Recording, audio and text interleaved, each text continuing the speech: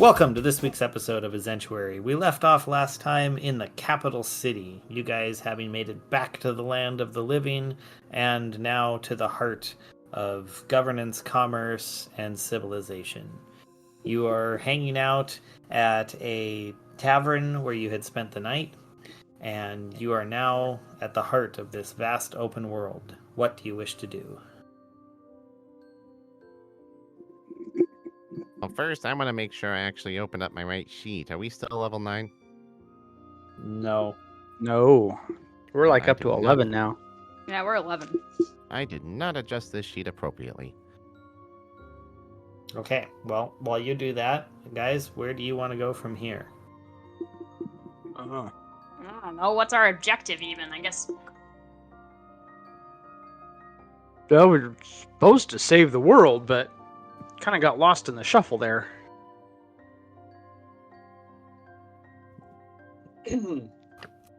We've been given like a million different missions. I don't know that we've completed a single one yet. You've had options for things to do. Yeah, you certainly haven't followed through on any of them. You need to follow through. Sounds like a shitty old thing to me.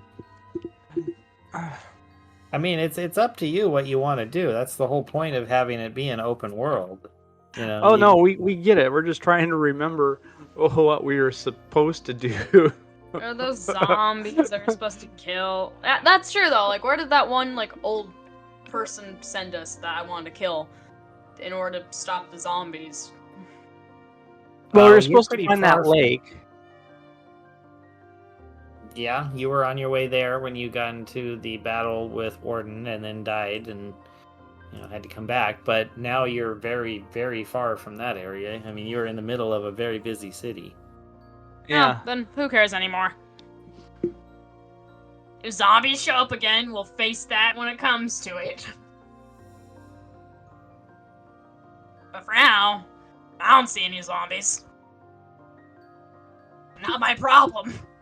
Out of sight, out of mind.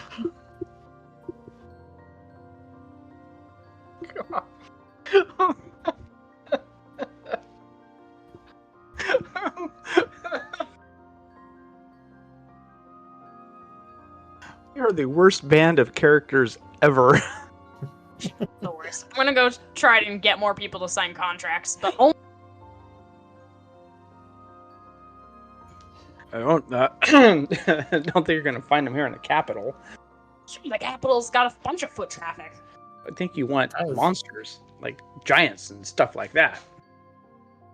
What he can do? I'm not a monster. But you want I an mean- army that can win.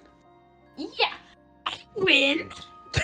Sometimes it's about having 100 rat-sized horses instead of one horse-sized rat.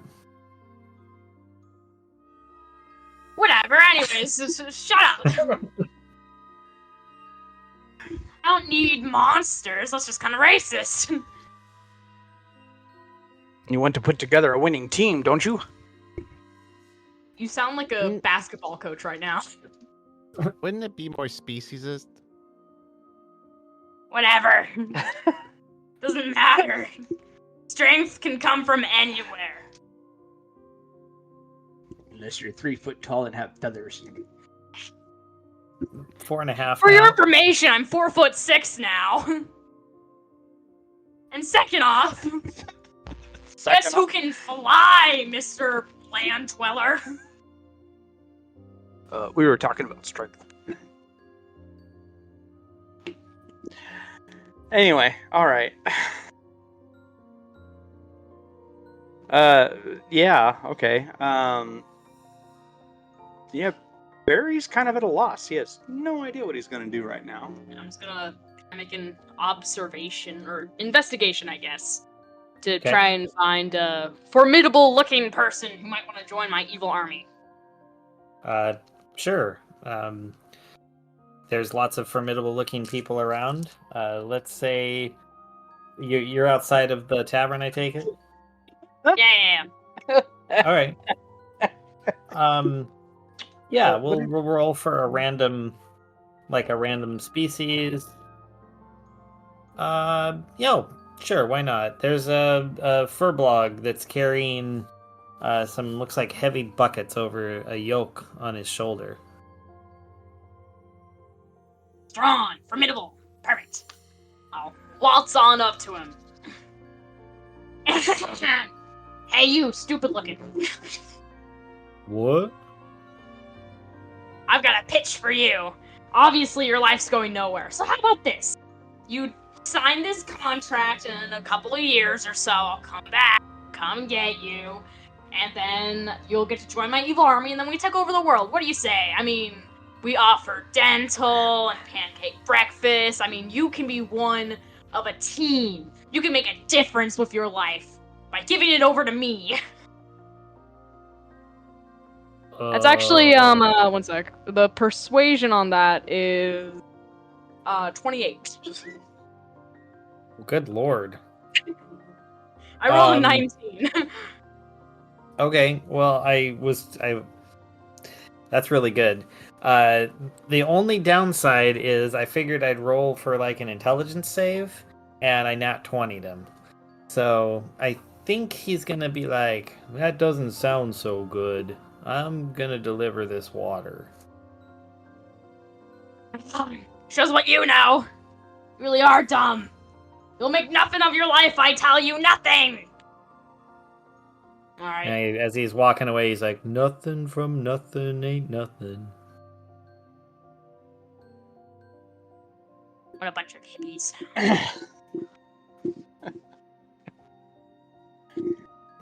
All right. Yeah, me feeling very adrift right now. So me gonna belly up to bar and order a big thing of ale. Okay. You slide in and order your ale, and the guy's like, here you go. All right. Me take big drink, and then me look around to see if there are any attractive women.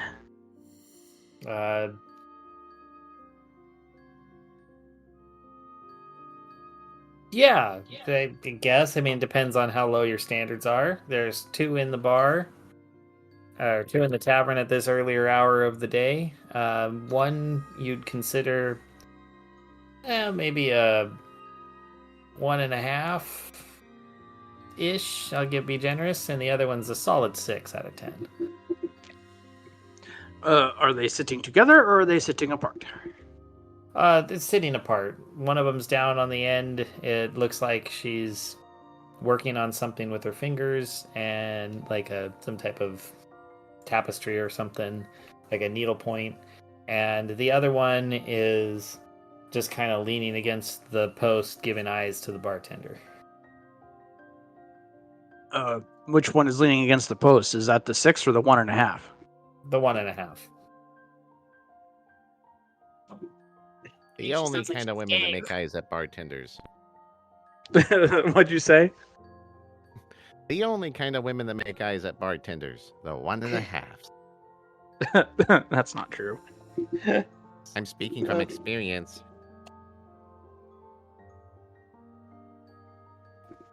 He has literally worked in the Feywild. Yeah.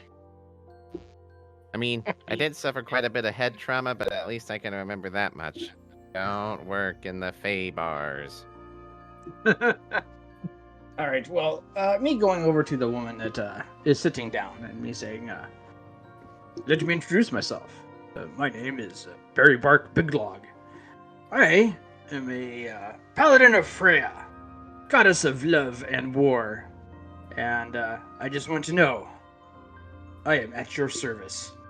If you want a massage or you need any kind of comforting, I'm available." Give me a straight charisma roll. Charisma roll coming up. That's actually pretty darn good. All right, 1 second. Looking at my sheet.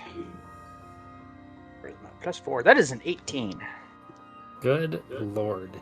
All right. Well, Well, hello there, big boy.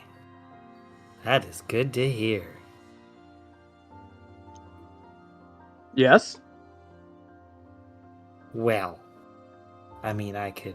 She does the whole little finger walk like up your shoulder and is like, well, I could think of a few things a big, strong orc could be used for. Like what? Hopefully not manual labor. I mean, it'd be nice if you could split a lady's log. Alright, what the heck? I am here to make your life better for a couple of hours. Excellent. Well, you want to go out back? This makes me uncomfortable. You could say that again. I'm not here. I am out in the town. I don't need to know this is happening. I mean, I do have a room upstairs. Well, yes, but I thought you were gonna, split my log. Alright, fine. I shall split wood for you. We'll go out back.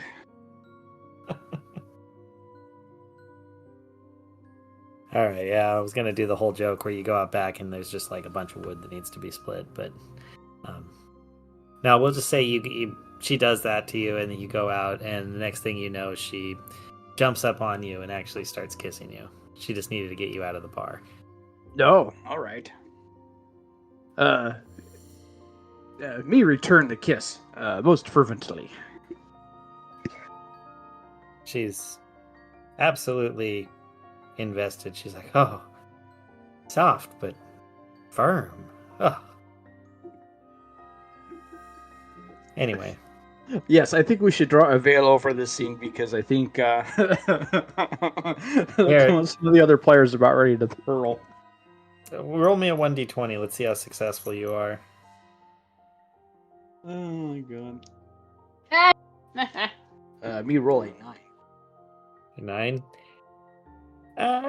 It's awkward and bumbling. She's uncoordinated and doesn't do so well. You think she might have kind of thrown up in her mouth a little sometime when you were kissing her, but she seems satisfied. Okay. Not exactly a ringing endorsement, but whatever. All right. You picked up a midday bar floozy at a dive bar. This is what happened. But she was a solid 6 out of 10, so Well, it could be the So beer were goggles too. STDs. Luckily for me, I am a paladin. I can heal myself. There you go. And I might even be immune to disease. Or actually, no, I'm immune to poison. Immune to something. Nope, I'm immune to disease. I have divine health. There you go. Alright, so I come back in, let's say, 15 minutes later, because I imagine I split a little bit of wood first. Sure, you come back in and the bartender gives you an eye and like, oh, you obviously did well. I mean, normally she's nothing to clap about, but good job out there. Well, thank you. But now I'm thirsty. Me take another big drink of ale. You saying Barry didn't get the clap? No, he definitely didn't. Maybe just a little, like, some snaps. Like poetry reading snaps.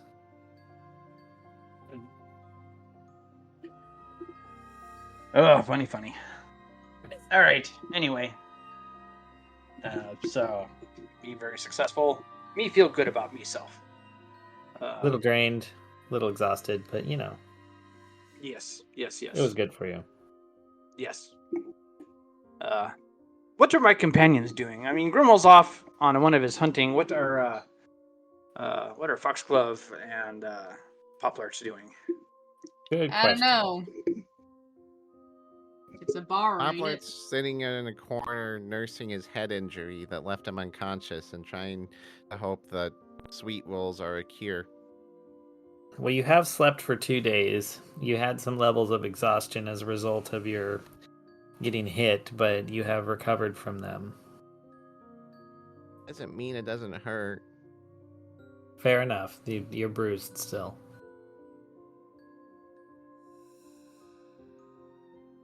Maybe Poplart can drink a little fairy drink. Try to forget the pain, so to speak. Start something bad in Poplart. He's way too impressionable. Hey, he was a bartender in Feyland. He should know how to drink.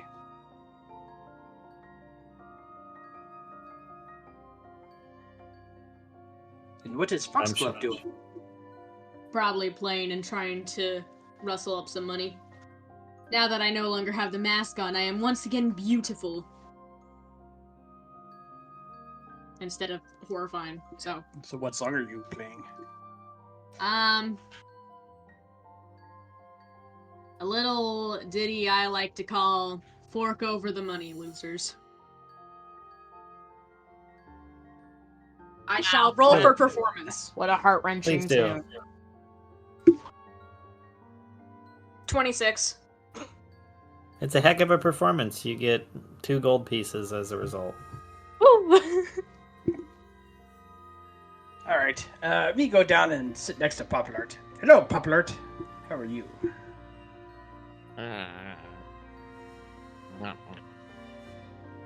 Just eating sweet rolls. No, okay. Obviously, too busy eating to even speak in complete sentences. I gotcha. Well, sometimes when your head hurts, your head hurts. I hear ya. Hey, you want a drink of my ale? Make the pain go away. Oh, really? Yeah. That sounds good. Alright. I, let him quaff a little from my ale mug. Awesome. He takes a few sips and burps. He's like, yep, there it is. That hit the That's spot. the stuff. What'd you say, Poplart? That's the stuff. Yeah, it's this. Yeah. Thanks, Barry. No, you're welcome, Poplart. It should go really well with the sweet rolls. You know, you're actually right. Everything goes better with sweet rolls. Well, I don't know if I quite agree with that, but hey, to each his own. I march back into the tavern and humph very grumpily. Everyone in this capital is lame. Wait, what happened, Grimmel? To be evil. Can you imagine? This capital full of all these people and none of them.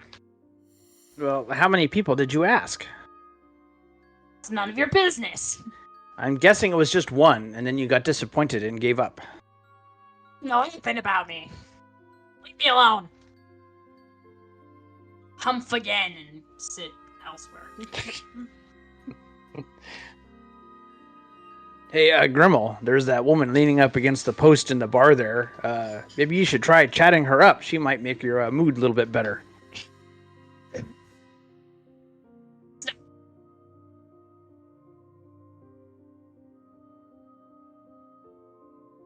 Maybe she would join your evil army. I take like one look at her and just go, no! Not that she doesn't want to, but more so I don't want her. She's got a magnificent beard. Yeah, I'm not interested. It's even steel gray, going towards white. The beard doesn't matter. She has no fit skills for battle or ruling a world. How do you know? You haven't talked to her yet. Why bother? She might be like a lich lord or a lich lady. Seriously doubt it. And I'm not willing to put in the effort to try.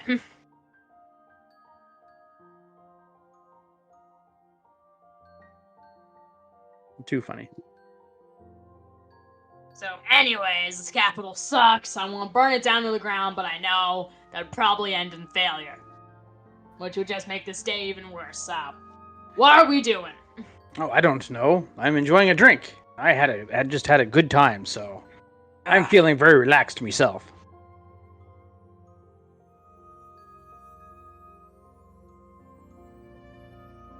Gain myself again. How do you entertain yourself? Hoplite pulls on Barry's sleeve and says, Barry, I don't see the other lady drinking. Does that mean she didn't have a good time? Did the other lady even come back into the bar? No. So, see? Yeah. That means Yeah, she she didn't had... have a good time then. No, she had such a good time, she can't even walk. Well, that doesn't sound very fun. It was an execution. Death by snoo snoo.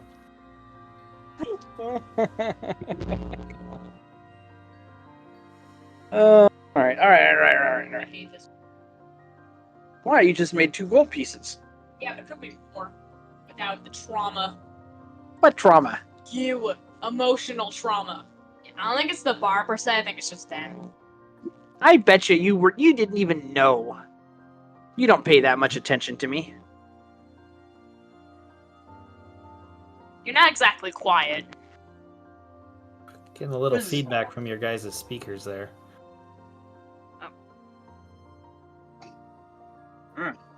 Well, it's kind of weird to adjust. I don't even hear it on my end. Oh, it was coming through. Anyway, you may resume the bickering. Whatever, I don't even know what you got up to. And I don't want to know. All right. Anyway, let's just get to a room for the night, and tomorrow, on the morrow, we will figure out what we want to do next. Set fire to the town. No, I'm going to veto that right away. Says you can veto anything. This is the capital. If we try to burn the capital down, we will be hunted for the rest of our lives, and most likely caught, executed, and you will never get to form your evil army. No, I'll just take over the capital and they can't hunt me. How would you... Never mind. Wow. Grimmel, I don't see what's so problematic about this. I can do what I want because eventually I'm gonna rule the world anyways. And all my repercussions will be wiped. you should really stop taking all the drugs. There are no drugs to be seen! I don't know what you're talking about. You're the guys who are drinking. I haven't touched, I've been clean. And you're probably sniffing the fairy dust. From where? Poplar? Is he still alive? Whatever, I've had enough of this. I'll go outside the tavern and like sit on the roof and sulk. Right. Yes, I will go upstairs, lay down in bed, and go to sleep. There you go. You look around the roof and you find that a lot of places have those little spiny bits to keep seagulls from landing. Stay sucks.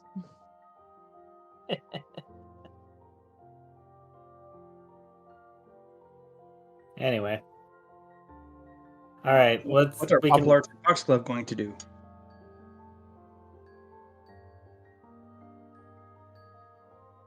Hoplite's gonna wander aimlessly. Throughout the entire night? Well, I mean, no, but just until he gets tired. Okay. And find a little nook to sleep in. Sounds good to me. This Fox Club, are you going to go from tavern to tavern trying to make money? Yeah, I'm over it. I'll just sleep. Yes, we sleep through the night eventually.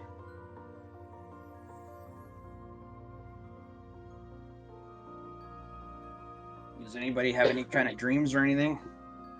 No, you guys have a pretty calm night. I mean, no weird dreams, nothing. You don't seem to... Yeah.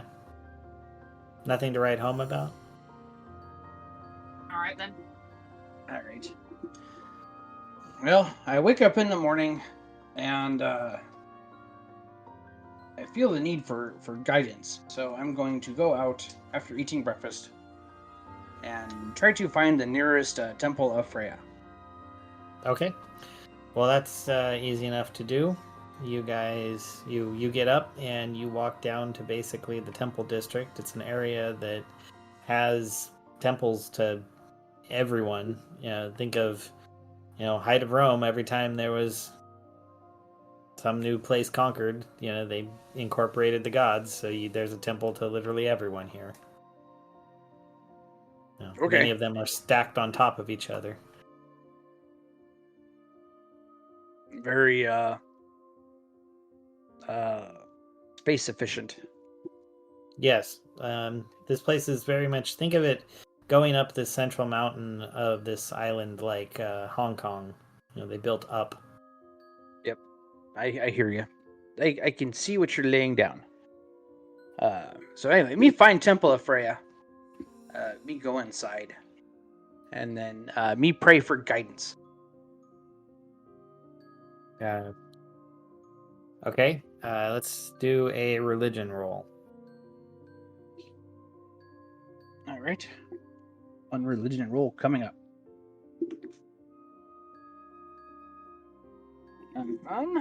To see what my bonuses are, or lack thereof. 14. You don't really get, you don't get a clear message. You just get a kind of oh, yeah, you. Do good deeds. Carry on.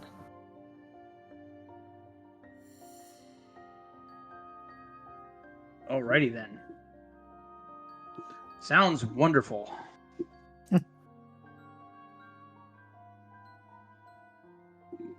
Well, me feel slightly better. Then me go back to tavern and search out me companions.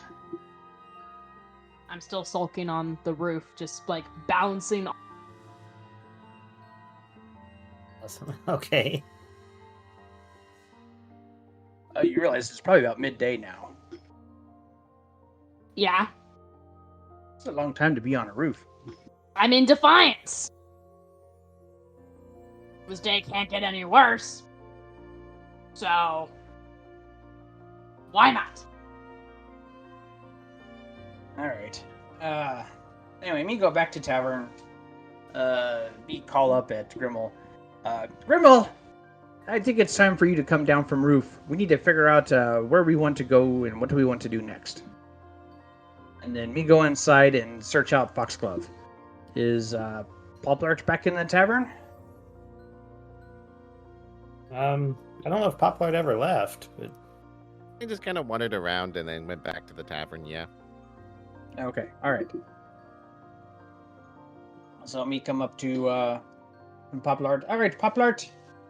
I come back from Temple of Freya, and she told me I must do good deeds. Is there anything that you need fixed in your life? Well, my mug seems to be empty right now. Your mug? Yeah. See? Papa just hands him an empty mug. What was in the mug? Stuff. Alright. Me go up to bartender and say, fill this mug with water, please. Alright. We say in the meantime, Poplart stole a mug from someone else that was passed out in the corner. sure. So by the time Barry comes back, he already has another mug. I like it. Here you go, Poplart. Here is your mug filled up with more stuff to drink. But now this mug is empty. Well, you finish what I gave you first, and then, maybe we'll get you more. Okay. Poplart sulks off to the side and discreetly steals another person's mug.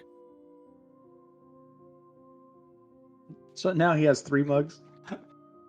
Apparently. He's collecting them like baseball cards. Better than baseball Well, cards. if he wanted water, he would have gone to the stream. Barry convinced him that ale is the solution to his problems. No, just the lingering headache, that's all. Yeah, but Yeah, I now know if I that. stop drinking, I get an even bigger lingering headache. Oh, that's all pass. Don't worry, that will pass. That sounds like something I should worry about. Okay, anyway, Pop Art, is there anything that you want us to do to, like, fix your family life or anything like that? Hmm. No, I'm good. Okay. All right. Foxglove, where do you want to go next? Now I've got money. That's all I care about. At this point, Grimmel just like trottles into the tavern, leaving little dark, bloody claw marks in the ground from where his feet were bleeding. Oh, jeez. Grimmel, What? where do you want to go next? I don't know. Apparently, we have to save the world before I can rule the world. So what's the point? That sounds You're like a the lot of work. do-gooders who save things.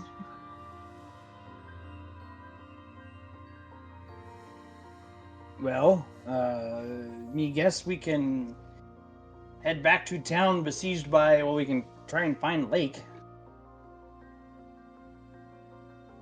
But by the time we get there, it might be too late. I mean, going anyway would be better than nothing at this point. Foxglove, do you have any opinions? Nope. Pretty much anywhere with people is anywhere that I can scum people out of their money. So, All right. Well, I guess let us go find a ship that will take us back to a place where we can try and continue on our mission. Yeah, wherever that place was. Yes, wherever that place was. All right. Yeah. So then I leave tavern, and I go to find ship. Okay, you head down to the docks. Yes. And, all right, there's various brokers of transport around. You can just kind of pick one of the, harbor mastery type guys. Yes. Me walk up to Harbor Mastery and say, Harbor Master, first one me see, and me say, me need fast ship to go to place very far away. Okay. Do you have an idea of direction?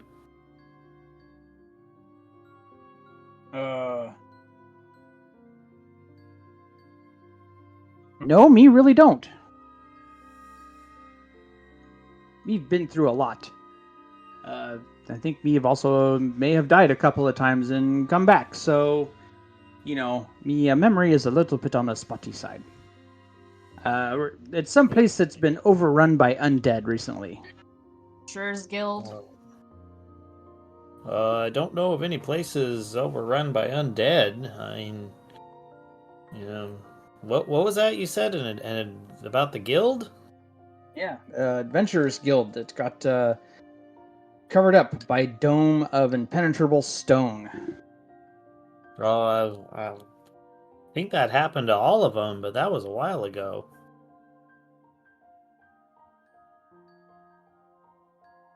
Pardon? Well, I mean, you could talk to the Adventurers Guild here in town. They'd know better than me. All right, sounds like a good idea. We shall go talk to Adventurers Guild. Okay. Where is it? Go up. You see the main street here that goes up to the Capitol buildings. Go up two of the main turnoffs, and it's the second one on your right. You can't miss it. Big dome Okay. building. Thank you. You said a dome building? Yeah. All right. Me follow directions very well, and me go to find building.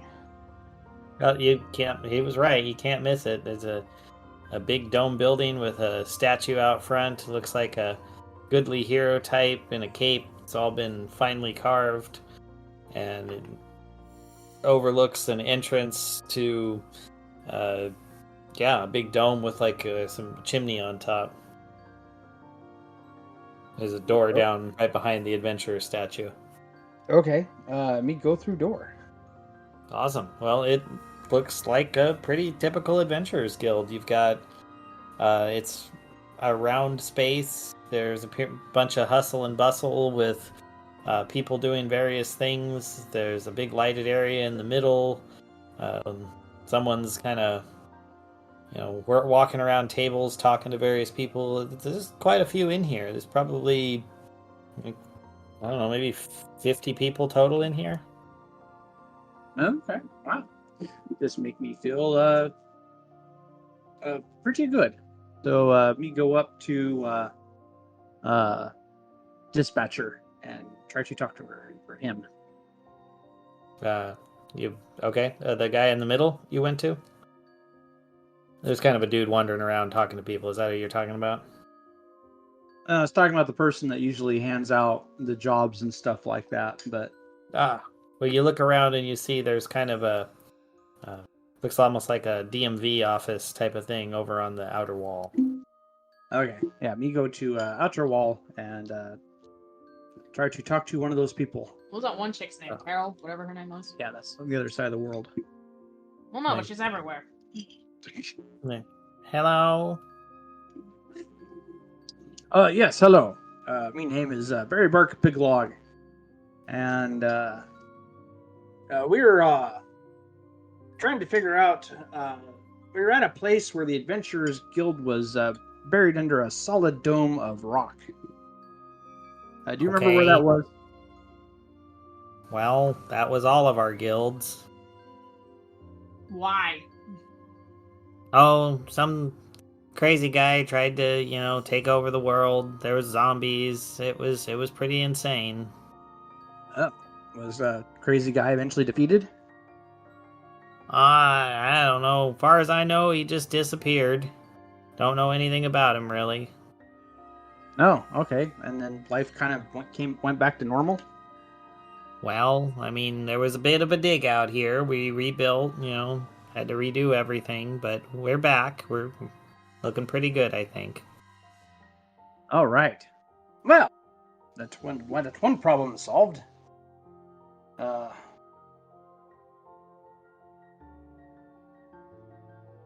Okay.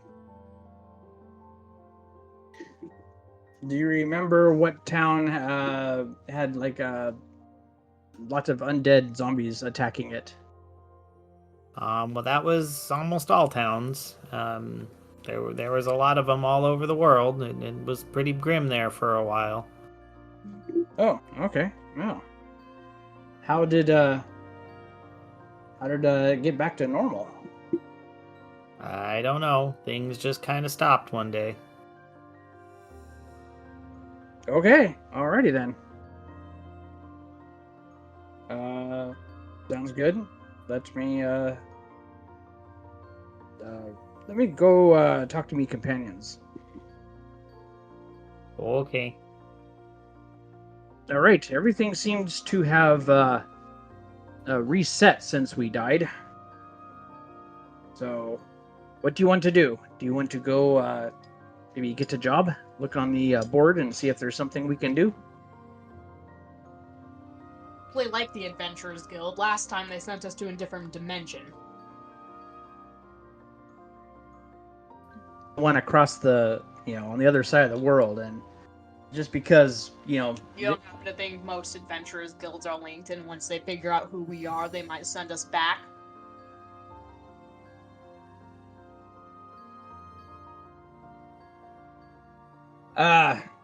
No, I don't think so.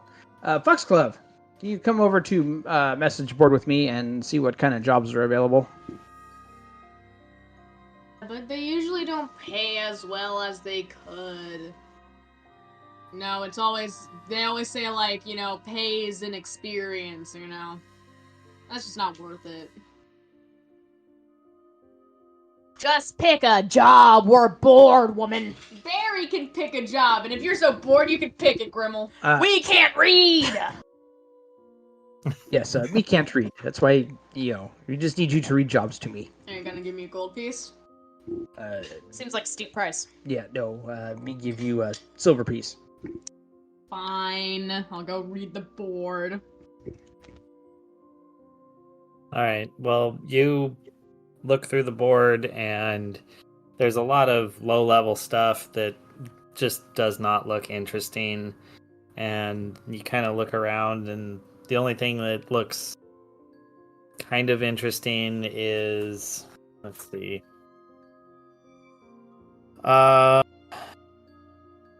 There apparently was a place that was taken over by some fire giants, and they're making some kind of enchanted armor.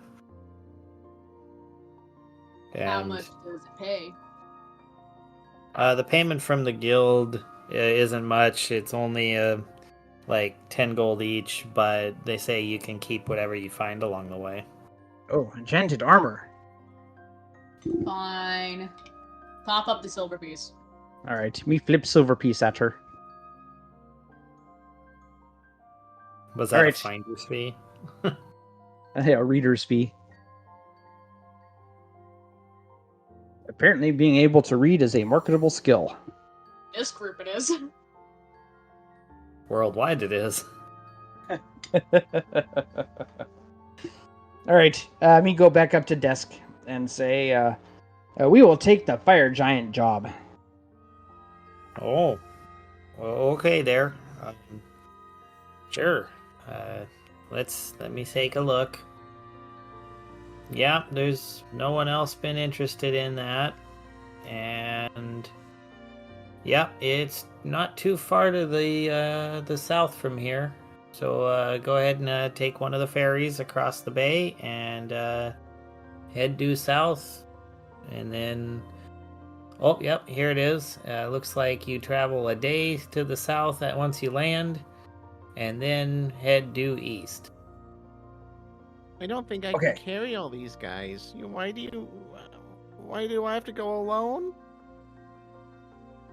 No, she means ferry as in a barge-like boat that floats across the water. She's not talking about you, What? Poplart. Why not call it a barge then? People like to use different words for different things. Because you Not know the always about you, story. Poplart. They can't use it anymore, Poplar. You know the story of Large Barge.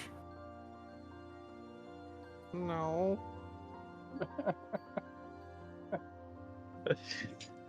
All right, just follow along, Poplart. Everything will be all right. Okay.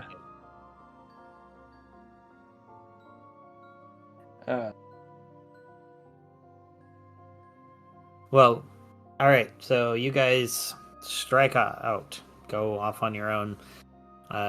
Once you return to the dockmaster, and he's like, "Oh, finally got a direction, huh?" Yes, we just need a ferry going south across the bay. Oh, right on. That one's really cheap. You know, we make it all the time. You can throw in some of this cargo for a silver piece each. Okay, sounds good. Sweet.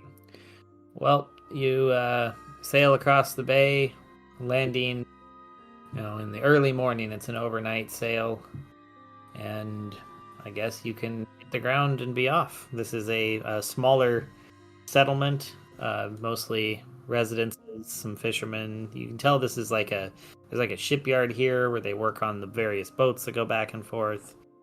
It's definitely away from the hustle and bustle of the capital. Okay. Sounds good. Me strike out, jauntily heading south. Awesome.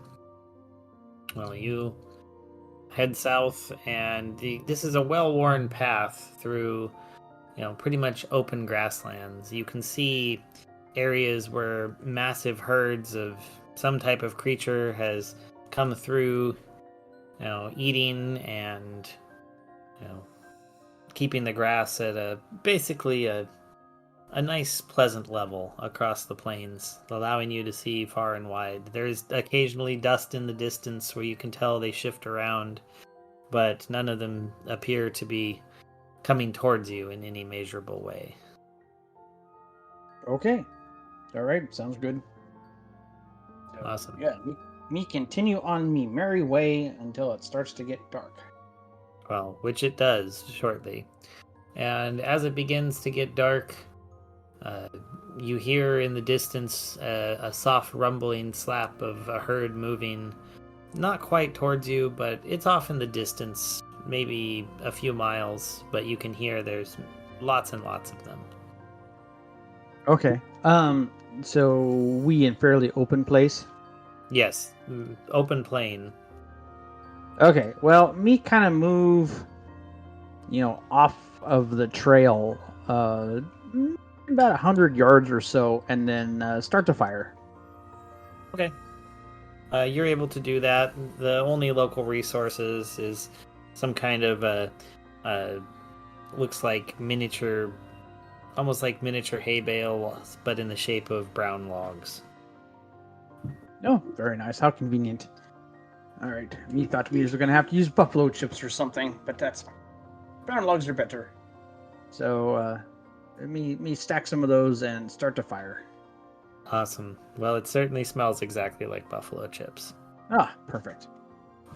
Gross. All right. Poplar to me thinks you should take first watch, and then the rest of us will follow. All right. Sounds good. Right. All right. Me will take last Constitution watch. save. Let's see if he stays awake. 12. Did Poplard actually stay awake? I believe that's high enough you do stay awake, because I think we were like 50-50 in it. Wow. I mean, right? Didn't we do that? I think so.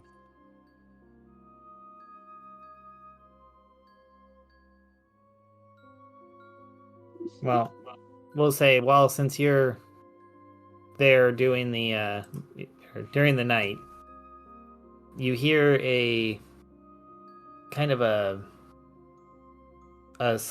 slow creeping slapping sound, and you see a small creature, probably about your size. It looks like almost like a fairy, crawling but on 6 legs, but it's got a humanoid head, and chewing some grass, comes up, kind of looking at you, not sure what to do. Poplard waves at it and says, "Hey, buddy." You see it get scared, and it runs off rapidly into the darkness. Oh. Poplard leaves out a sweet roll just in case he wants to come back.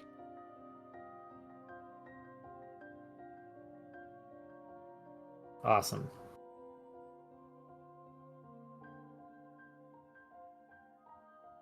Well, you don't hear it come back anytime during the night.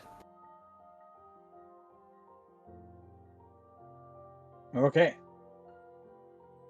So, does anything else happen? Nope. His shift Alright. ends without anything else going on. All right. Then Poplar needs to wake up either Foxglove or Grimmel. Poplard wakes up Foxglove. Seems to be a little safer bet.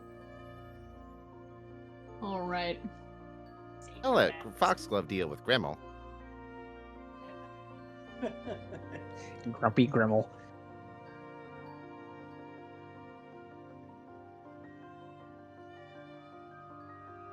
All right. Does anything happen during Foxglove's watch? Let's have Foxglove roll a perception check.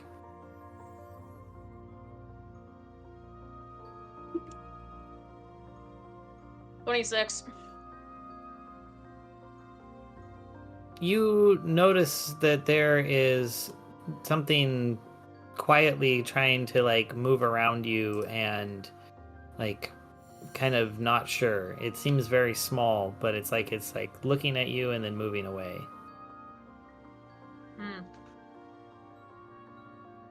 Should I investigate this thing is the question, or should I just leave it be?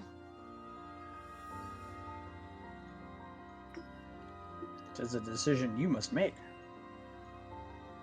Fine, I'll investigate it.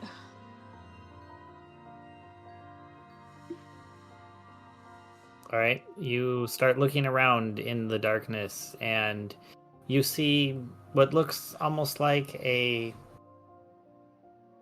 looks like a small child, but on like the torso and the arms are up and kind of looking at you, but you can see that it's on the torso of another small child.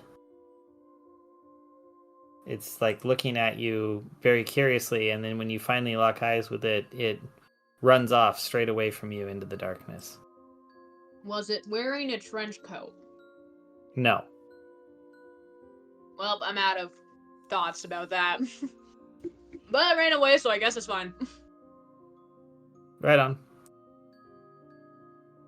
All right, well, nothing else happens on your watch. Cool. Is Grimmel the only one who hasn't been woken up yet, then? No. Barry's taking last watch. Yeah, Barry's taking last one. You have to wake up Grimmel. Alright. Grimmel, wake up.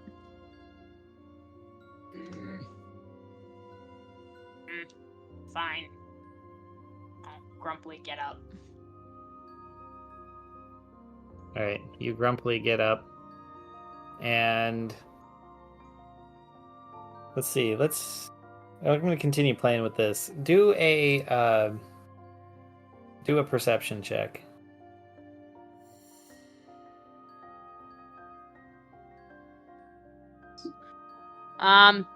That'd be a 6. Yeah, you notice nothing. Your entire night is uneventful, and yeah, you're good to go. Alright. Shift is up, I'll go wake up Barry. I'll kick him. Or is it my turn now? Yep. Okay. Me stand up and stare into darkness in very stoic manner. All right, well, let's get your perception check. Oh, yes. Oh, me roll nat 1. Because, of course. All right, you notice nothing, and at one point, roll at me a dexterity save at disadvantage.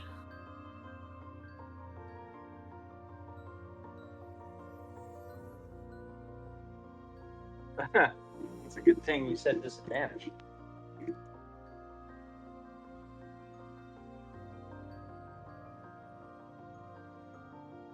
Dexterity. 9. All right. So as you're sitting there staring off in the darkness, from behind you, you suddenly hear a sound. You suddenly feel, as you like start to turn, you suddenly feel a poke into your back shoulder as a creature goes barreling straight by you, leaping over your companions and then disappearing into the darkness. As you kind of take a look over your shoulder, you see you have a small little mark. It looks just like a piece of dirt or something that's been like pushed into you. Okay. Maybe Does it some hurt? charcoal, you know. No, it doesn't hurt. It was just like hit there on your armor and that's it. Oh, okay. Me take piece of my surcoat and try to rub the mark off. You find that it comes off easily. Okay.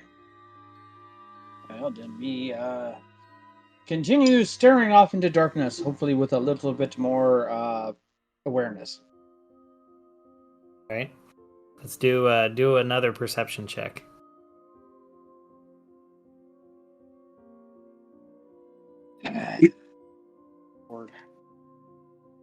my dice hates me.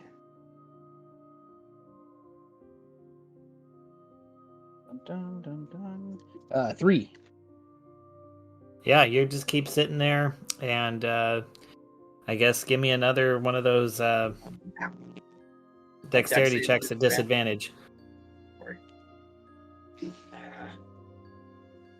Oh, good lord. All right, this dice is going in dice jail. I rolled a nat 1 again. All right, as you're sitting there, this time you hear that sound again, and you get hit on your other shoulder. You looked left, and then it hit you on the right. And you just, this time you see a large smear of a mark as you get kind of twisted around. And then Okay. whatever it was just disappears into the darkness. And great. And that's it. You hear nothing else the rest of the night. Oh, well. I wiped smear off armor again, and me not very happy. One, someone's able to sneak up on me so easily, and 2, that someone is playing a game with me.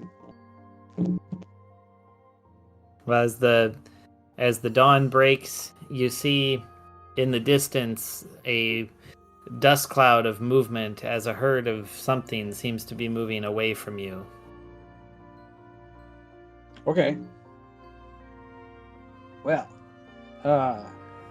you gather up companions, eat breakfast, and then we continue heading south until we've walked for what we figure will be about a day's worth of travel. Well, you already did your south for a day's worth. You're supposed to head east now. Okay, well, I didn't think we actually got a full day's journey in because, daylight and barge travel and all that fun stuff. Well, you slept on the barge at night, and it was morning when you landed, and then you walked all day. Well, then perfect. Then we head east. Awesome. You head east for quite a distance until you start to see a wooded area, and there aren't large hills here, but there are some, and you can kind of make out in some of the hills there appear to be holes, almost like tunnels that go down into the ground. Yes. Apparently, we have stumbled upon mining operations. Makes sense since we're going after fire giants. These look like rabbit holes to me. How big are these holes? They're 6 to 8 feet in diameter. Those are awfully big rabbits. They exist. Okay. All right. So are they scattered kind of randomly about through these hills? Yeah, you can see there's kind of like from where as you begin to approach, you can see there's like kind of one in front of you, there's one up to the right, and there's one over to the left, and they're kind of varying sizes. Some are down at maybe 5 feet diameter, others are more like 10 feet. Okay. I mean, they As could we're be. looking at these holes, do we hear like any activity coming out of them? You don't, though. You kind of, as you're walking around, you almost hear like there's something going on beneath the ground, like a deep rumble that occasionally comes up. All right. Well, I guess me pick a 6-foot hole at random, and are they going in sideways or are they just going like straight down? Like basically, they go like there's a little bit of a hill. They more or less go straight in and go down at say a 20-degree angle ish. Okay. So me pick about a 6-foot hill, and then or 6-foot hole, and then me enter going down. Alrighty. Let's Follow see him or here. split up. Well, that's up to you guys. What do you want to do? What if I don't particularly trust Barry's sense of judgment? Me picked one of the smaller holes that me could still stand straight up in, because me figured biggest thing we would meet in a hole that size would be about my size, as opposed to like say the 10-foot hole, which might hold a 10-foot person. Oh, well, if that's your logic, I'm gonna go into the 10-foot hole because I fear nothing.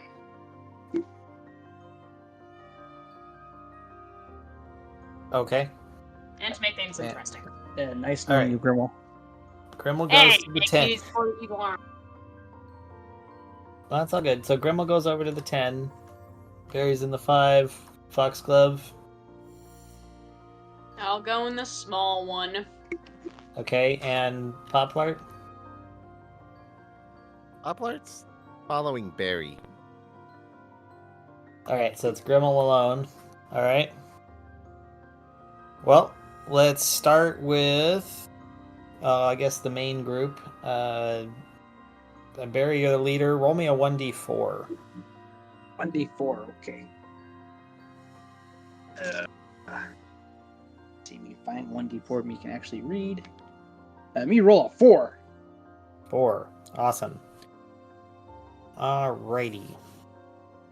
So, you begin to work your way in, and you find that it kind of it narrows and widens, undulating until you pop out to an area full of fungus. This looks almost like a kept garden. There are 4 small creatures here that are skimmering around. 2 of them are actually kind of chewing on one of them that appears to be deceased. Yummy. How big are these small creatures? Oh, they're like a little bigger than, well, let's say they're about Poplart sized. Okay, and how big is this space?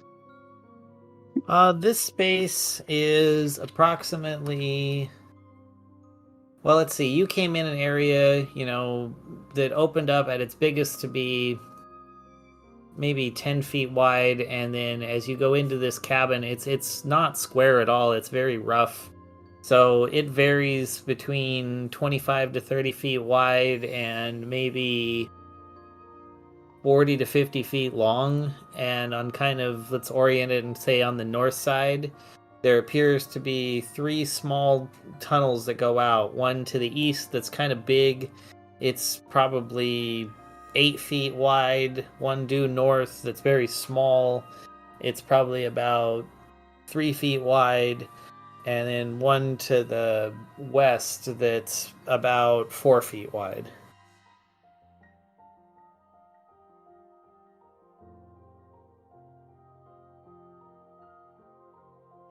Okay. Do little creatures notice us? They don't seem to at this point, or maybe they just don't care. Okay. Me thinks me going to head into 8-foot tunnel going east. Me also not going to touch any of the fungus, and me watching creatures as me walk through garden. Okay. As you move through, you notice that there's kind of a almost bioluminescence, and as you move, your actions of your steps cause them to flare up just a little brighter before returning to normal. And then you move over into a cavern that's kind of undulating and curves around and then up to the north. There doesn't appear to be anything special here, but let me switch over to Grimmel real quick. So, Grimmel, you walk in, and this path, as you progress, tends to get wider and more open until finally you find yourself in a very large space. It's almost 30 feet tall, and it goes from, when you walk in, it kind of slowly enlarges to about 20 feet wide to a massive, huge, maybe 100 feet wide and 80 feet long with a 30-foot roof and a big column in the middle that's all stone. It looks like it's been used for coming in, turning around, going back out. There are passageways that go off to the northwest, the southwest, the southeast, and on the northeast there appears to be actually a very nice, ornately carved double door. Wood. No, it is. Let's see here. The double door is framed with carvings of worm-ridden skulls. Carved into the lintel above the double door is a sconce sculpted to resemble a skeletal hand, and a flame continuously burns in its palm. So is it wooden or stone? It's stone. It gets a pass. That's an okay looking door. But why a door down here? It's the only worked thing in this whole area. Everything else appears to be rough and natural. You know, only a really, really big idiot would go through that. I'm gonna open the door. Okay. Actually, I'm gonna turn to stone first and then open the door. Okay. Let me check here. I have an actual book for this one, so I have to actually read it. Not All right. books. Yep. So you begin to push the door open, and let me step back to the others really quick. All right. Barry, you continue to walk north as it curves around, going to the west. You see small caverns that go off as you go along, most of them heading kind of to the southwest and the west. And do you just continue walking on this larger path? Yes. Okay. You eventually work your way up, and you find yourself facing to the northeast and coming out into a huge cavern that is almost 100 feet wide, 80 feet long, with a column in the middle as you're looking at it from your vantage point.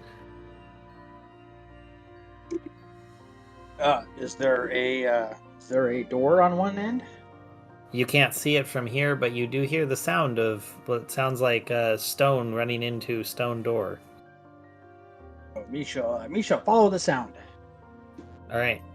You begin to follow the sound. Back to Gremmel. Gremmel, you push the door open, and as you do, you see inside a actual carved smooth stone room with a smooth floor. There to your left and right are statues of dwarves, but they are twisted and mutilated. They appear to be on about 2-foot high stone blocks that have been reshaped into various gruesome ways.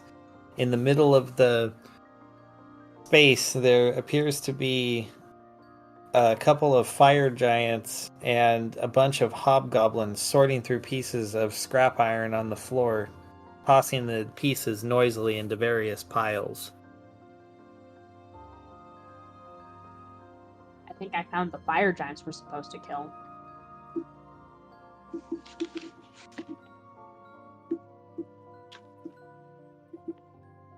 Right. And when the door opens, Barry, you suddenly, even though you're on the other side of that column there, you can hear the sounds of metal being cast about. Okay, we continue towards sounds. Awesome. When you round the bend of that column, you see a door pushed open and kind of a rounded alcon shape being cast from the light, the shadow of one being cast from the light within. We think that may be Grimmel.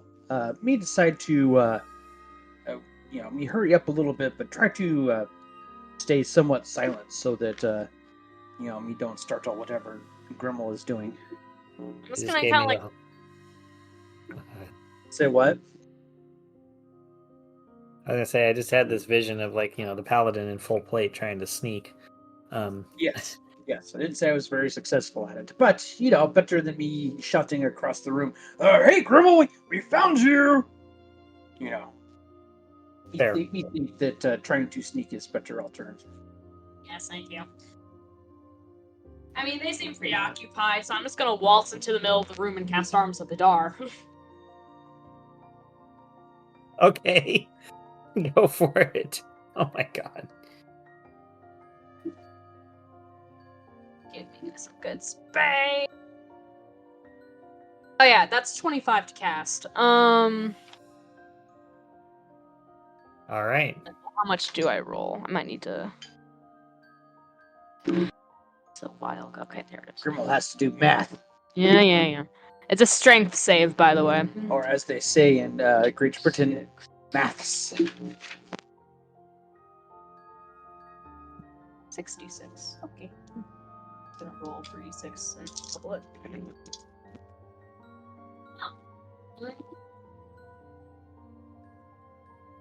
22 damage to everyone in that 10-foot radius. Good lord. 10-foot radius? Yes. Holy crap. All right. Well, yeah, you have significantly damaged all of them. And A lot of groping You- hands.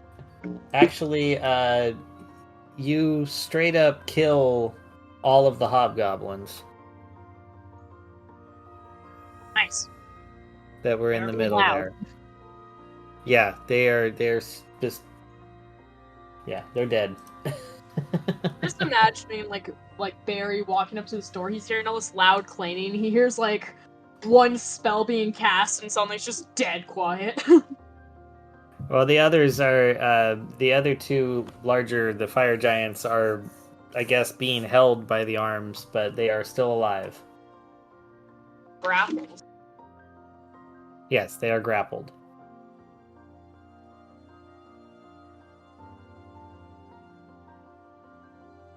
Awesome. All right. Well, I guess Grimmel leads out that one, and we'll leave it up for you guys to come in and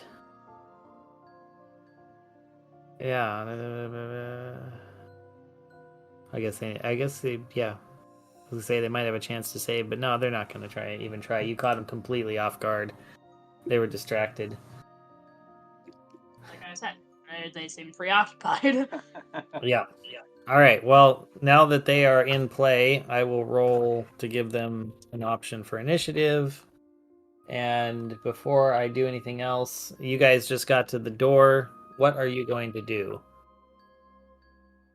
Hey, Barry, nice of you to join me. Oh, hey, Grimmel. Looks like we caught up to you. Oh, I see you've started the party without us. I mean, they're being loud.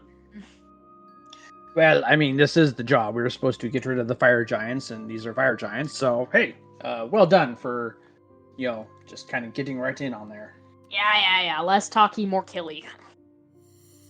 All right. So me come into a room beside Grimmel. How far away are giants from? Well, from when you just cast that, the giants would be. Let me see. I walked into the center of the room, so they're pretty close to me. Yeah. 15, 30. It's a good 30 feet from where, you walk through the door and then you see them in the arms. Okay. Well, I came in and I talked to Grimmel, so is that basically my turn, or do I need to roll for initiative? Talking's a free action, but if you want to do anything, please roll initiative. All right, we shall roll. All right. Be totally expecting dice to give me some good rolls later on because they're really killing me right now. That is a 5. Wow. I know, right? I'm rolling 1s, 2s, and 3s. He's too in awe of what he's seen before him to actually make an action. Awesome. Because I'm just that well, awesome. I guess Foxglove and Poplar, you want to throw me some initiatives just to make sure everything falls in place here?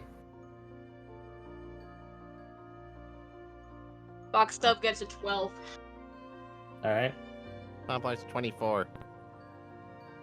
That sounds appropriate. Well, in that case, Poplar, you would have the next opportunity to do something. You're riding Barry, I assume, coming in, or are you walking? I was riding on Barry's shoulders. Right on. Alright, so Barry comes in talking, and you're just like, huh, maybe I should do something about those guys. Yeah. Poplar just goes, pops off a shot, and then before leaping off Barry's shoulders to run away and hide somewhere. That is... That's an 11 to hit. That does not hit. Yeah, so he just fires an arrow randomly and like, ah, and runs away. Okay.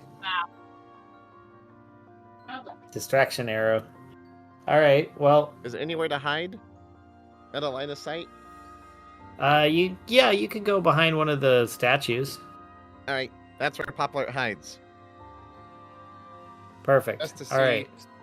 Never mind, I got a nat 1. Alright, you try to Poplar is hide, not but hiding. you, Bonks his yeah, head you into do it not and falls hide. down. Awesome. Well, the first giant attempts to break free, does a 15 break free. My spell save DC is a 17, so So no. Alright, he is trapped still. Cannot do anything. Alright.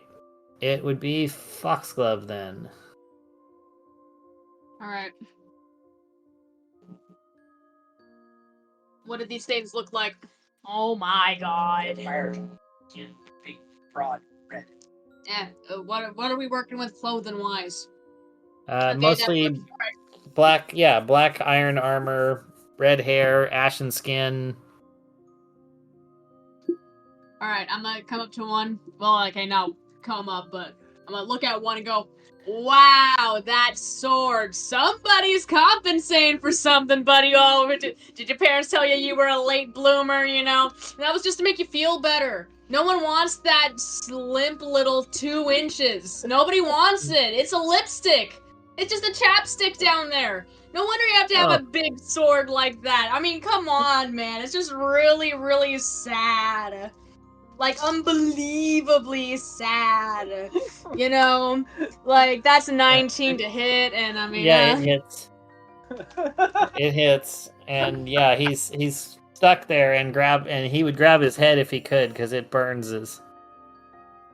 damage. How much? Say that again, please. 7 damage.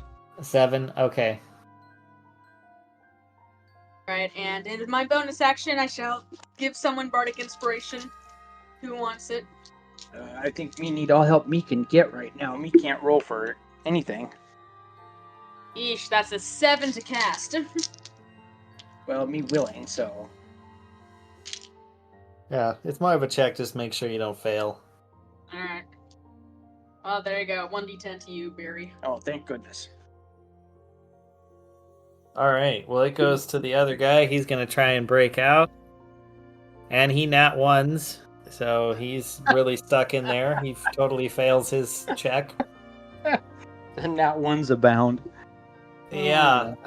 Alright, well Barry, it's up to you. You've got the arms of Hadar in front of you, holding these guys in place. Alright. Me pick closest one and launch mighty swing at him with Sword of Freya. Alright. Is that... They just hold them? Can you get I guess you could reach your sword in without entering the circle. I mean, I can look at what exactly the spell says specifically.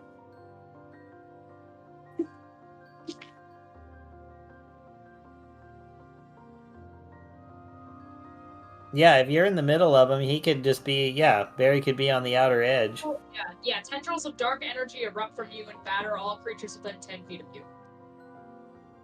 Alright, well then yeah, Barry could just be like on the outside swinging in, so I guess go for it. Isn't Arms of Hadar this like a single-use spell that's not persistent? I'm pretty sure it doesn't grapple, that's what I was saying. It Oh, it just it doesn't? makes them lose their reactions for a turn, but it does they don't. I didn't think it grappled them. Oh, I must be thinking of a different spell. Well, that is a dirty 20 to hit. Regardless, they Yeah, lost that their hits. reactions that turn anyways, so. All right, well, whatever. They both had the same effect, more or less. So next turn they'll be fine. As for this turn, Barry hits. All right.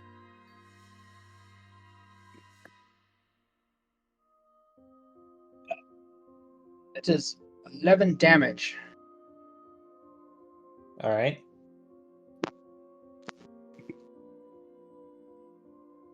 Okay. Me launch second mighty swing at him.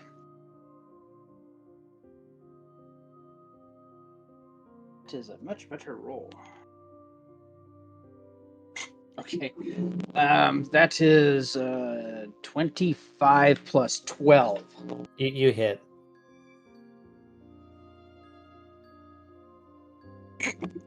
But that is only is a very precise strike, but it only does 9 damage. Gotcha. And that is my turn. Awesome. All right. Now we go back to Grimmel.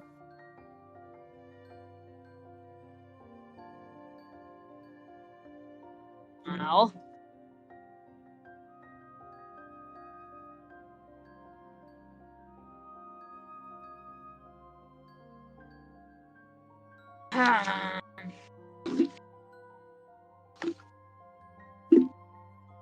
Okay.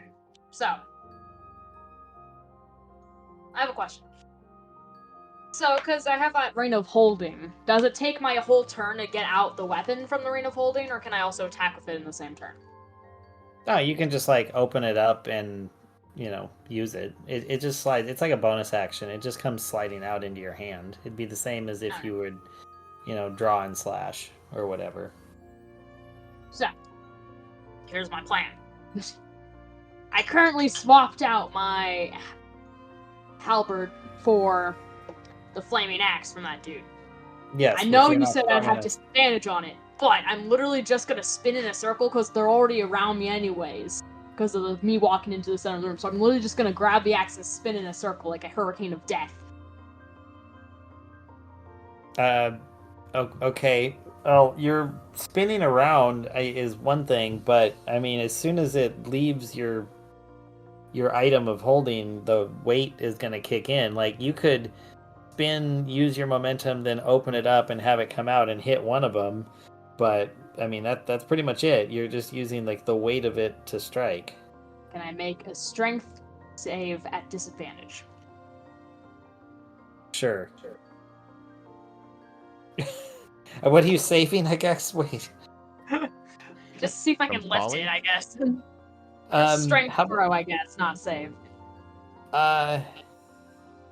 Yeah, but you don't need to lift it if you start your action and then release it. So you've already got your momentum there. You're just opening it up at the momentum it's already moving. So you don't need to make a strength check. Alright. No, you basically are using. You get moving, then open it up and let the weapon. It'd be like a thrown weapon at that point. Okay. I'll throw, I guess I'll just aim my rain towards one of them and unleash the axe upon him. Yeah. I have no idea what the stats of the flaming axe are, though, so I'm assuming it burns. Well, yeah, but it is a fire giant, so I mean, they do have certain things like the immunity to fire. That's a good point. All right. Well, should you roll your attack then? Yes, please roll to hit. Roll to hit. Okay. What's my bonus on that? Probably none. Well, no, you're given what you're doing. You can add your dex. Cool. That's a 6. To hit. Yeah. Yeah. Well, that Imagine doesn't. It just doesn't make it. It just falls flat on the floor. Yeah, you go to do it. It looks glorious, and then it just drops straight out. Doesn't even hit the guy. Oops. Oh my goodness. Maybe pop art can make you big. Yeah, that would definitely allow you to use it. Yeah. That's a good idea. Poplard, it's your turn. Poplar casts enlarge. I tend to cast. So on a willing creature, I'm pretty sure it works. Yeah, it should be fine. So yeah, you make Grimmel twice as big. So As long as you don't You're roll a now- nat 1. yeah, basically. So Grimmel's now 9 feet tall.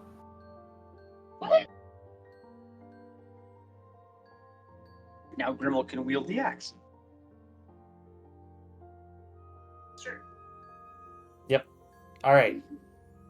So cool. We'll go to the first giant that's immediately next to you, the one that has now been hit several times by Barry, and he grabs one of those pieces of scrap metal, turns hard, and strikes you with it as hard as he can. It's a 21 to hit. Oh yeah, that hits. All right, and he hits you for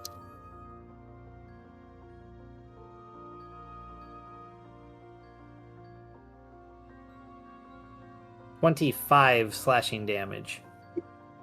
Holy crap.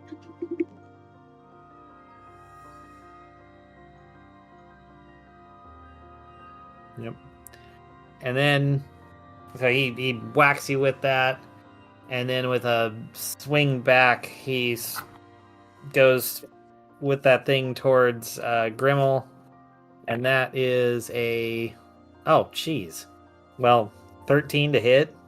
It does hit. Really? Okay. I can't have a carry. My armor class can't be too high. My armor class can't be too high. Otherwise, I can't fly. That makes sense.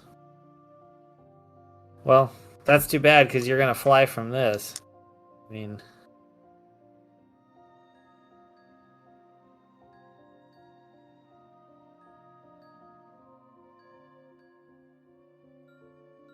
so he just full on swings and whacks you. It is 28 slashing damage, and Holy. yep. Well, I guess you're in rock form, so the metal he was using as a sword Oh, just you're wraps right. around I'm in you. rock form. My AC is higher. Never mind. You didn't hit. Oh, okay. Well, there you go. So yeah, you're solid, and then it just wraps around you and doesn't hit you or do any damage. Sorry, I totally Oh, forgot fuck. about that. Oh, that's all good. So, all right, we go to Foxglove, who just witnessed this like basically sword-sized piece of metal wrap around Grimmel's stone body. Looks fun. What will you do? I guess try to get it off Grimmel's body would be a good thing to do. Oh, it's not necessary, but okay. Oh, I might wrap around.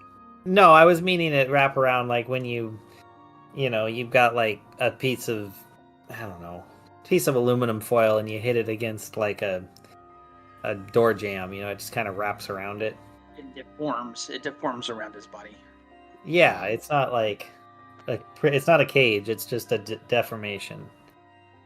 Alright. Is the one I vicious mockery totally roasted? Is he still alive? Oh yeah, they're both very much alive. Cool. I'm gonna stab him in the face with my evil rapier. Okay. That was a nat 20. Holy crap! All right. Roll that again. Just see what you get. 13. Plus When- what's your 4 to hit, so 17. Okay. You know what? Just a sec. I'm gonna roll one thing real quick. All right. So you draw up, and you stab him right in the face, but you notice something as you like swing the weapon through the air. You notice that it's it's like dark around it, like it's sucking in the light from all the fires and everything around you.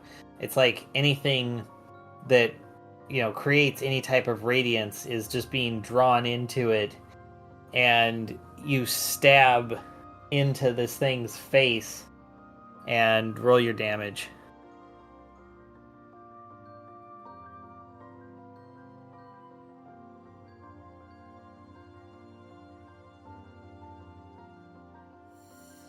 Nine. All right, so Would that you be double stab it in. That is double damage. Oh, okay. Can't be an odd number if it's doubled.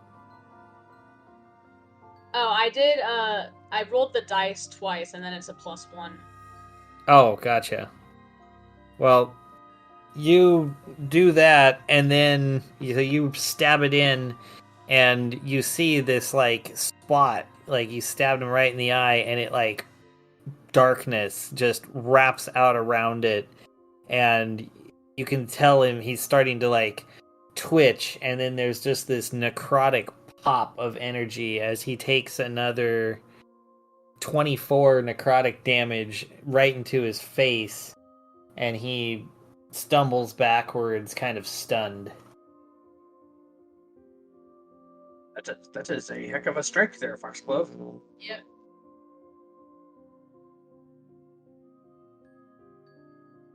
All right, now Barry, it's you. All right. Me going to unleash.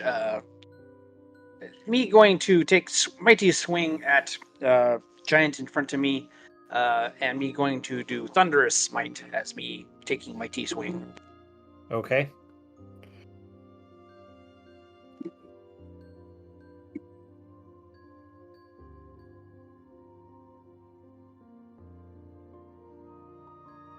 Me definitely going to hit on that. It is 24 plus 12. Oh yeah, you definitely hit. You give him that thunderous smite.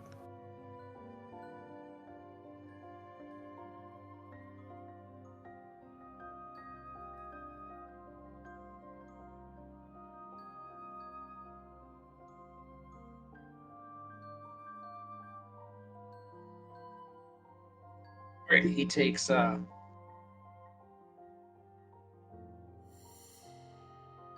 14 slashing damage and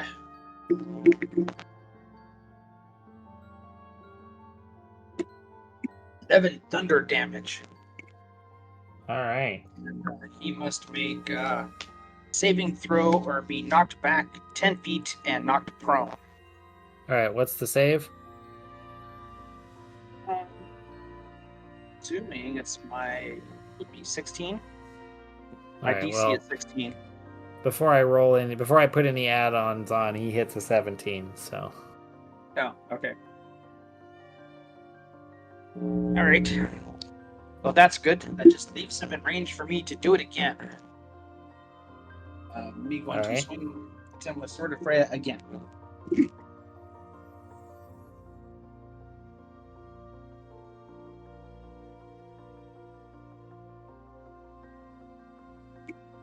And that also hits. I don't. Me not going to cast Thunderous Smite. Me just going to do regular damage. Okay.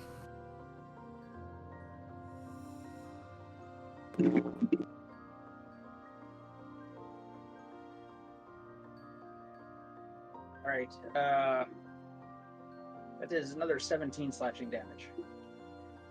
All right. Nice.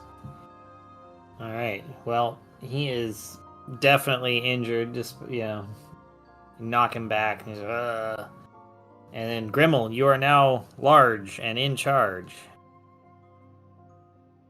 Pick up the axe from the ground and I look at the guy who hit me for however much damage he hit me for. I forgot already. 28. All right. Yeah. And then I just whack him with the axe. It's Awesome. down on his head. Sweet. Take a swing. It's to hit, and you get to add another 1d4. Okay. I believe it's a 1d4 to everything, to hit, to damage, all of it. Yep. It's 23. You hit. You hit. And what's the damage roll? So your weapon is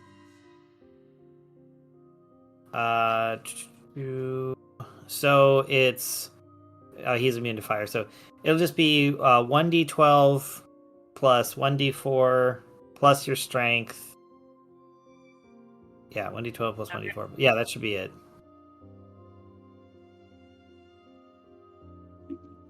Oh, you also get an additional 1d2 minus 1. Right.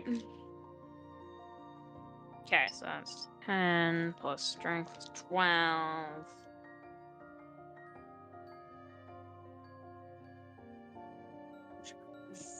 What's that? And 1, so 13 damage. Nice. Yeah, that hit him particularly hard because you're so large. You kind of like boom. You know, for him it was like getting hit by a battering ram. Nice. Yeah. So Poplar, it's you.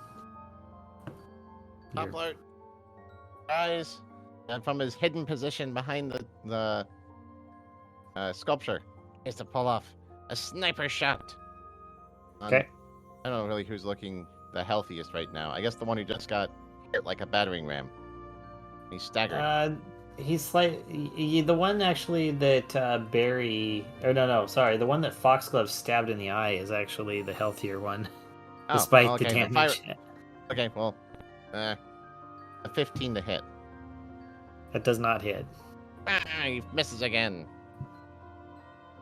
Poplar cannot attack this game. Apparently. All right, that one that got hit by Grimmel goes back, kind of stumbles, and he's like, "Big rock!" And he tries to hit you. Oh my god, he cannot hit you with anything. He takes a full swing, and it's only 13 to hit. Yeah, it's still the stone skin. I don't think that hits. No, so he's just like, "Rah!" He does that, and he just like grabs. Let's see. There's another thing he can do. Yeah. He grabs a big rock from the pile and just chucks it at you as hard as he can. And that is a 20 to hit. Yeah, it hits. All right, so that one, you made him get mad and give up on his stone or on his sword. Like, "Rah!" So that is 5.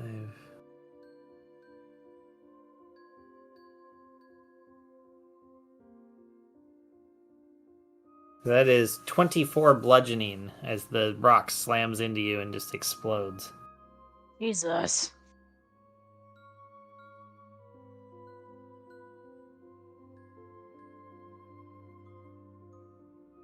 Giants. They are worthy opponents. That's one way of thinking of it.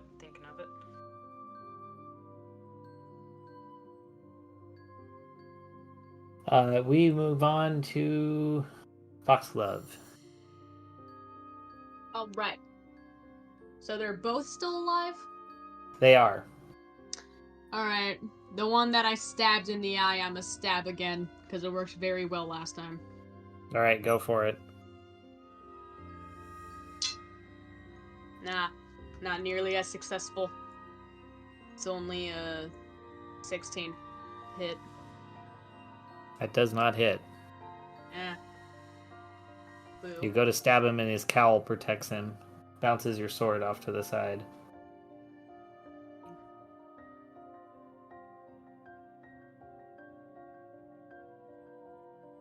Alright. He, though, seeing you do that, grabs up one of his weapons and swings it into you And that is a 26 to hit. Yeah, that hits.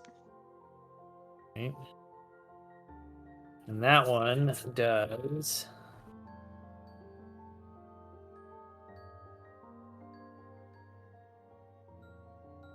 28 slashing damage. Jesus. Well, he swing. Yeah, takes that full swing, and then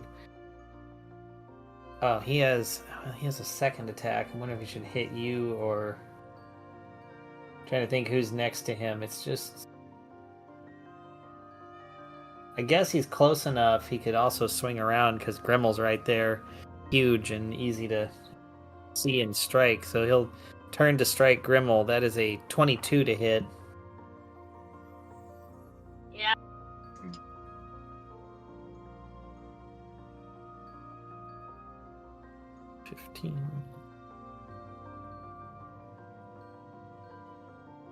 So that is a 29 slashing damage he does to you. Yeah, I'm unconscious. Alright, so he breaks away a big chunk of rock, I guess, and you fall to the ground like a statue.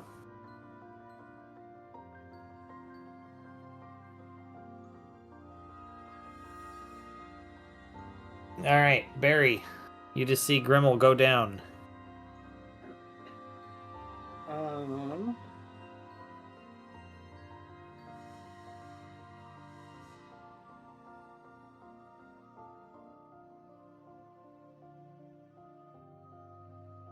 Yes. Gosh darn it. I lost my... Okay. I'm looking to see how much damage I've taken so far. I think it's just the one hit so far.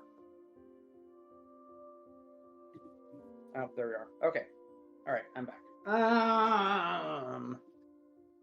Yes. Okay. I'm still thinking decisions. I'm going to see if how wounded is the one I've been working on. How bad is he looking? He's looking very, very bad. Like, breathing heavy, barely functional. Okay. Me going to see if I can finish him off real quick here. So, me going to swing and attack. Alright, you swing and attack. And...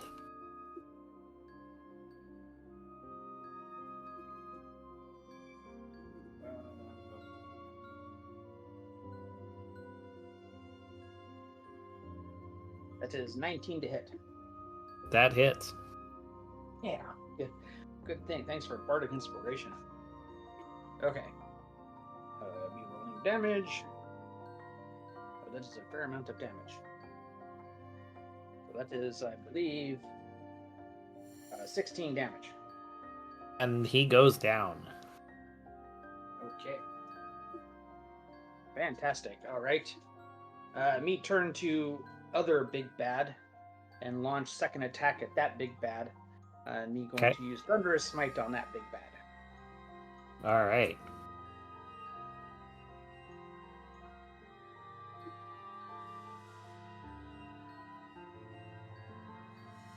That is only a 17 to hit. That does not hit. You tried.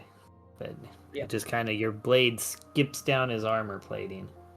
Yep. My dice are betraying me at every turn. Fair enough. Alright, Grim will make a death save. Just a d20, right? Yep. D20. Aha! 4. That is not a good one.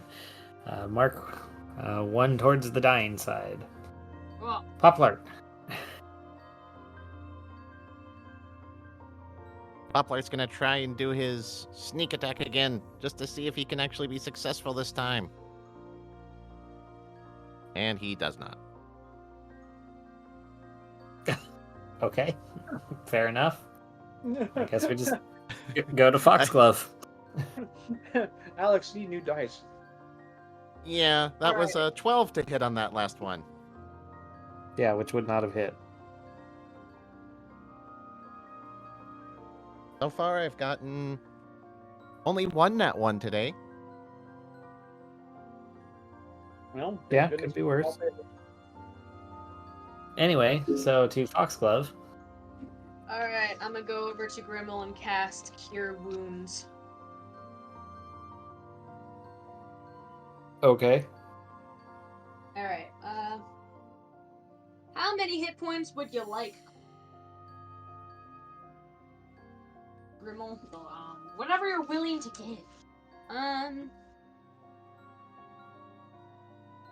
Let's do 4. So...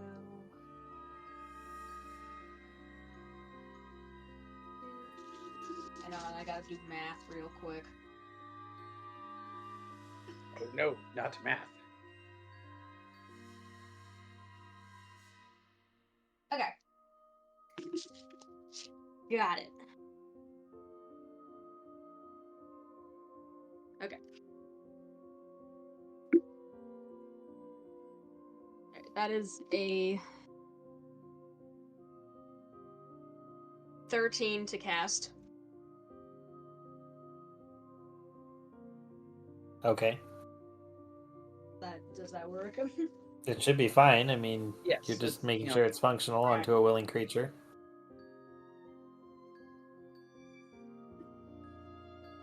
Let me roll the total. Grimmel, 26. Woohoo!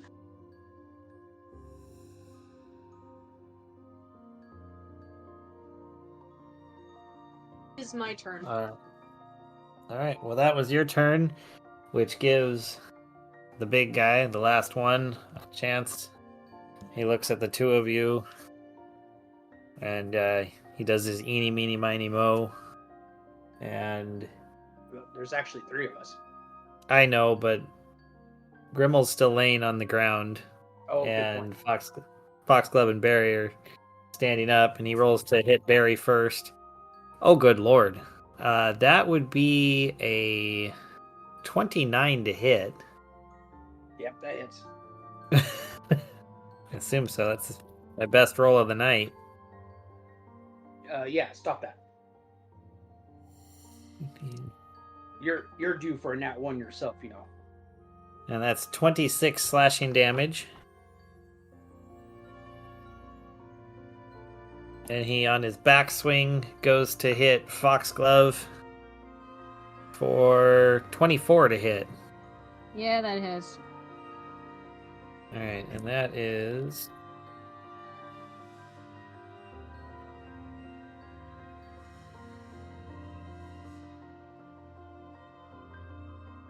$25 slashing damage.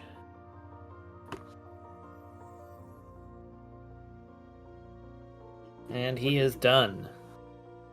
I am down to 33. Okay. Wow, you've taken some big hits. Well, at 20 some apiece, it does not take much. I mean, I'm down to 41 myself, so. Well, still, I'm just saying that you guys to Just be focus that high on still. killing these guys. I can cast Mass Cure Wounds after this. Oh, very nice. Alright, whose turn is it? That would be Grimmel. No, sorry, Barry, it's you. Okay. Well, me shall take mighty swing at him with friend.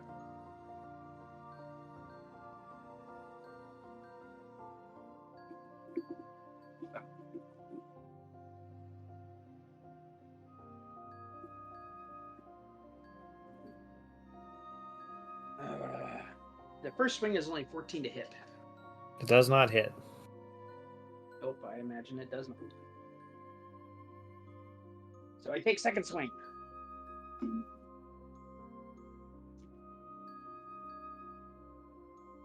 And that is a nat 20. Oh, yeah. Well, I can just tell you, you're going to strike him down with that. So if you want to describe a glorious killing blow to this guy. Okay, well, I take mighty swing, first swing. It misses as he just barely manages to dodge away. But then on my recovery, I take mighty slash coming from low left to high right, and I just managed to shear the top of his skull off. All right. His brain pulsates and blood starts gushing because head wounds bleed a lot. And he looks at me with a slack expression and then falls on his face. There's a clanging clash as he goes down on top of some of the scrap metal, echoing down the long hallway. I liked it. It was good. Wow, that was fun. Now, what kind of junk can we actually salvage from this? I can do mass cure wounds real quick to get us all healed up. Probably a good idea.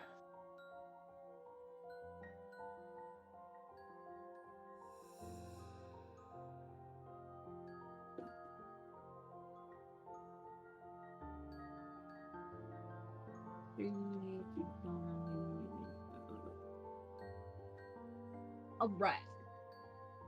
Let me roll to cast. 10 to cast. We're all willing subjects, so that should be fine.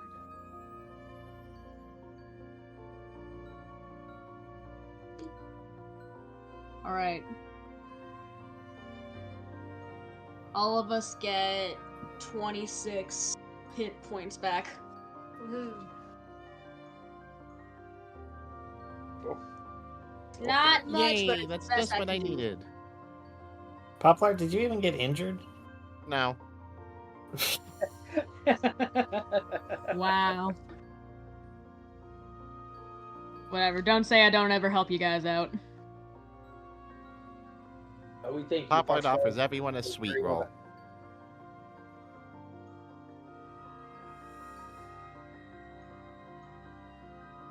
All How right. kind. Alright, so the room you guys are in is kind of long ways diagonally from the northeast to the southwest.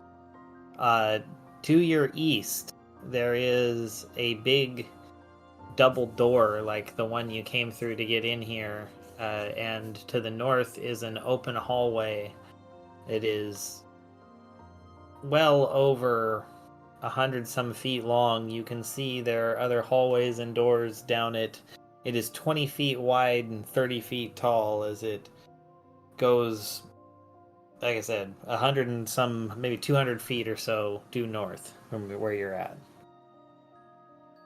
Okay.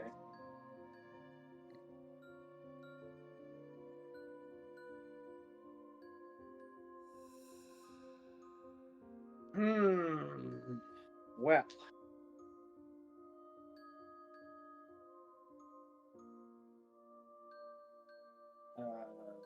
Let's see here. Me thinking.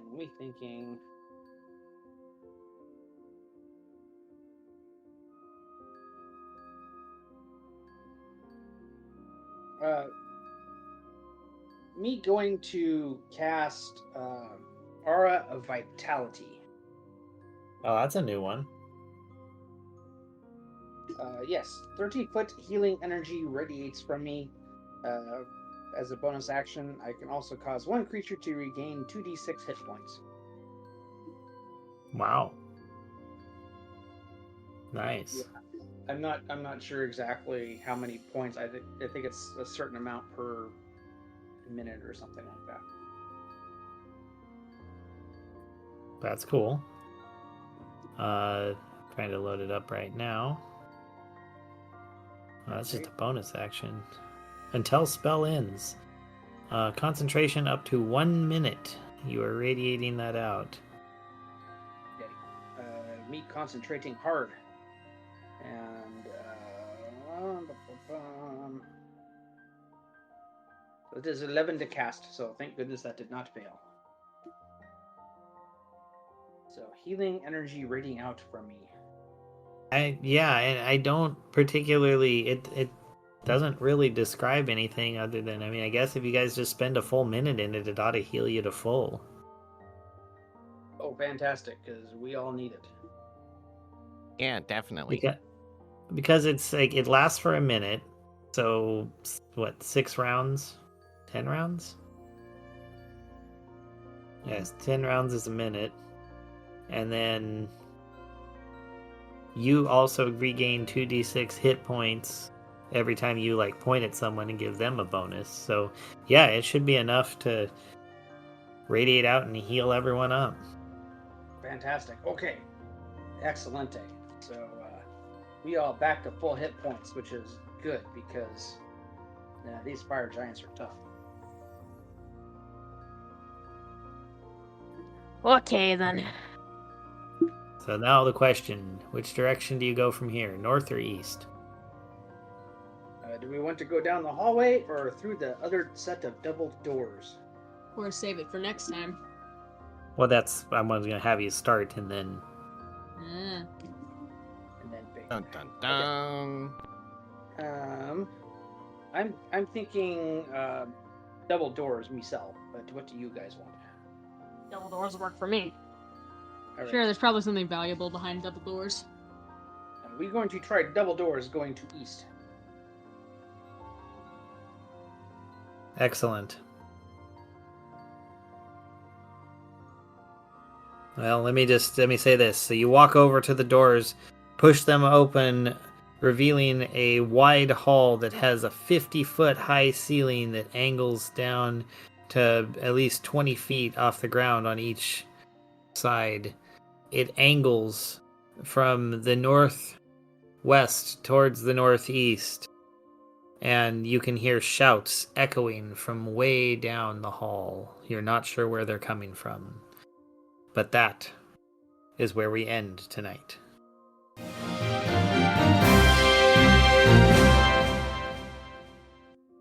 Dun dun dun! All right. Fun. That was fun. Oh, good. And very successfully picked up a barfly, so... That was... Can't believe you went there. Jeez.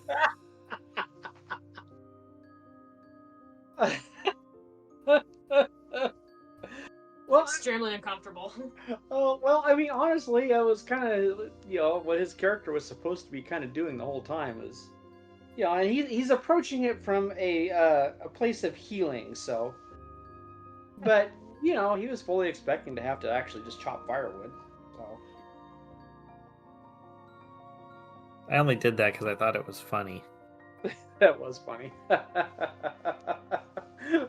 But, Barry has been none too successful as far as his love life goes. So, you gotta be, he's, steeling himself for disappointment. That's appropriate.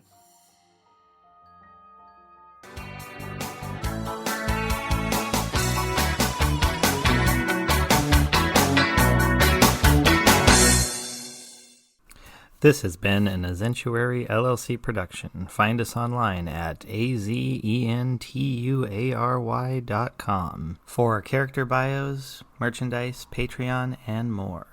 Thank you for listening.